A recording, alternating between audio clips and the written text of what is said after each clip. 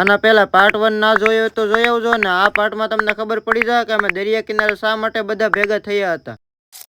પતંગો સકાવીને ડાયરેક્ટ દુકાને આવી જાય ને થોડી વધેલી પતંગો મૂકી દીધી દુકાન. ભાઈબંધો બધા પતંગ સકાવીને થાક્યા પછી થઈ ગયા બધા ભેગા દુકાને. બધા ભાઈબંધો પતંગ સકાવીને થાકે પણ મારો એક ભાઈબંધ કોઈ દિવસ ન થાકે. દુકાને ભેગા થયેલા ભાઈબંધોને લઈને અમે ડાયરેક્ટ આવી જાય ગામના દરિયા કિનારે. ગામના દરિયા કિનારે બીજા કઈ કામ માટે નહીં પણ બપોરનો સમય હતો એટલે બધા ભૂખ્યા છે એટલે નાસ્તો કરવા માટે આવ્યા. મસ્ત મજાનો નાસ્તો કરીને થોડી વાર દરિયા કિનારે બેઠા અને પછી પાછા આવી જાય પતંગ સકાવવા માટે. બપોર પહેલા નાની નાની પતંગો તો ઘણી બધી સકાવી હતી પણ આ વખતે આપણે મોટી પતંગ સકાવી એટલે નીચે દુકાનેથી મોટી પતંગ લઈને ડાયરેક્ટ આવી જાય ધાબાની ઉપર. પતંગ તો મોટી લઈને વીએ પણ મેન વાત ઈ છે કે આ પતંગ ખરેખર શકશે. ખંભાતની પતંગ એટલે ન શકે એવું તો બને જ નહીં. એક સાથે 7 ફિરકીના દોરા કર્યા ને પછી પતંગ સકાવી. મેં તમને પહેલા કીધું એમ પતંગ ખંભાતની એટલે ન શકે એવું તો બને જ નહીં. મોટી પતંગ થોડી વાર સકાવી એટલી વારમાં સા આવી જાય એટલે પેલા મસ્ત મજાની સા ઠપકારી લીધી. મેં મસ્ત મજાની સા ઠપકારી લીધી ને આ વર્ષની ઉત્તરાયણ તમારે કેવી જરીક મને કોમેન્ટમાં જણાવી દેજો. બાકી તો મોર મિની વ્લોગ માટે ફોલો કરતા જજો. હવે કઈક નવા જ વિડીયો આવશે.